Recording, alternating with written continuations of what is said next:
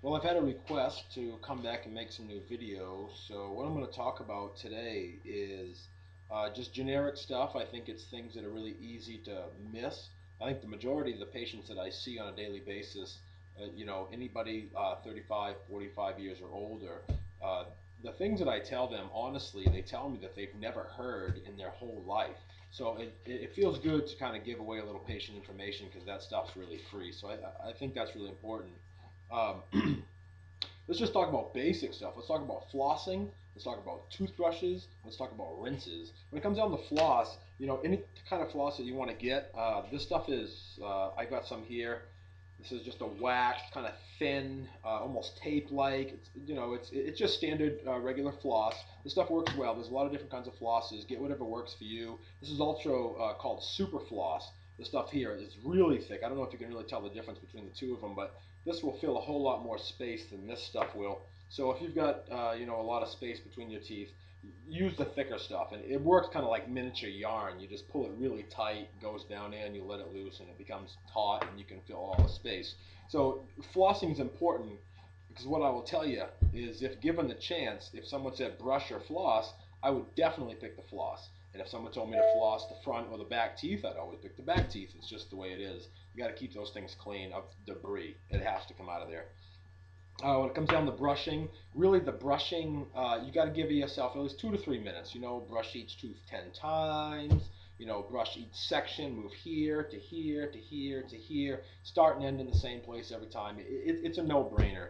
I mean, brushing and flossing is pretty simple. If people don't do that stuff, they're going to have bad breath. It's going to look gross.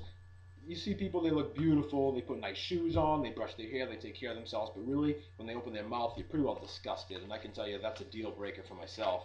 It should be a deal breaker for you, too. Um, and then let's talk about, so let's go on a little bit more about the brushing real quick. When you brush, basically, think about your gum.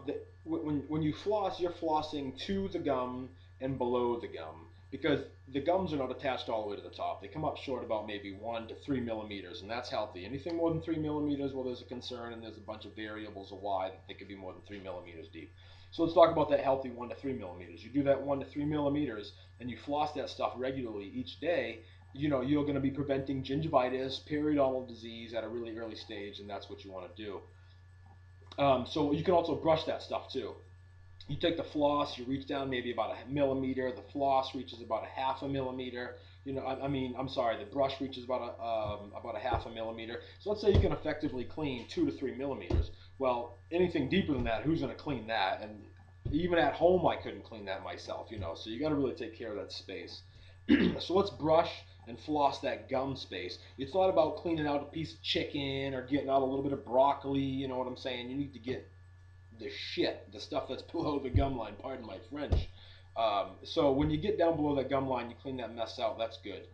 Um, you should be spending probably 3 to 4 minutes doing that.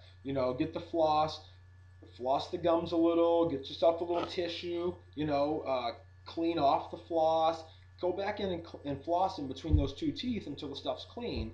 When you're all done flossing, then you brush, angle the bristles at the gums. So if nice toothbrush, right?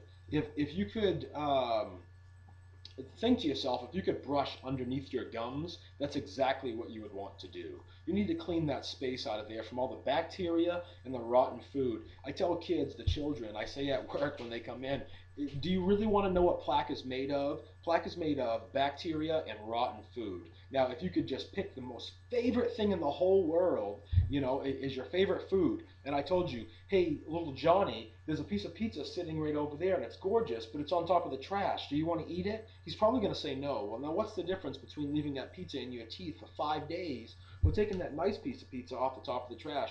To be honest with you, it's the same. I'm not down with that. You shouldn't be either. So let's clean that mess up. So you flossed. Now we've brushed. We've cleaned all that in between tight space. Now we're going to use a kind of rinse. Really, the stuff that has like antiseptic rinse, it's got a lot of alcohol in it. I'm okay with it when you've got an active periodontal infection, gingivitis or beyond.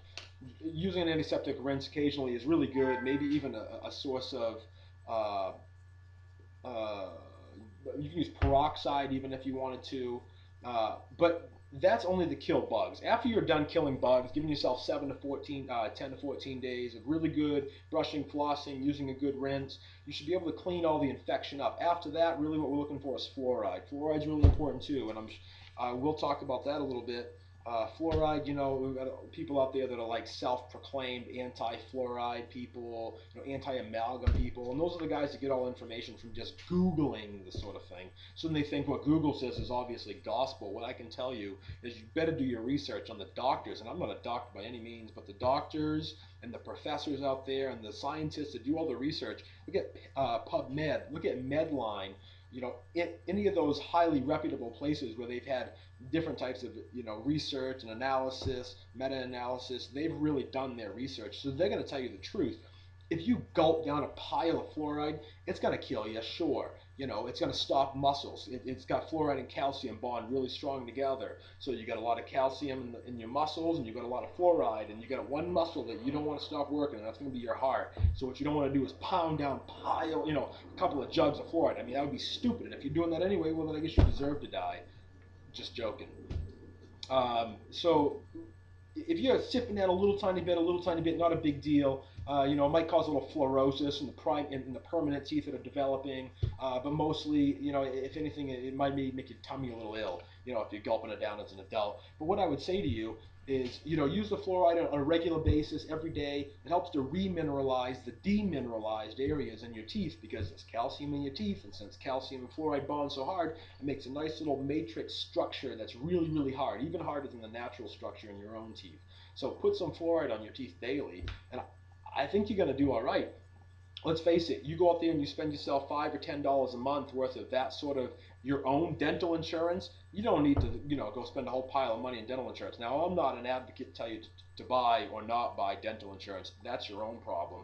But myself, if I didn't have dental insurance, I'm completely okay, because unless I get teeth busted out of my head, I'm not worried about getting cavities, and I'm 30 years old, and I like to, drink soda and eat sweets. But after I'm done, I floss and I brush and I use a little fluoride. I do that on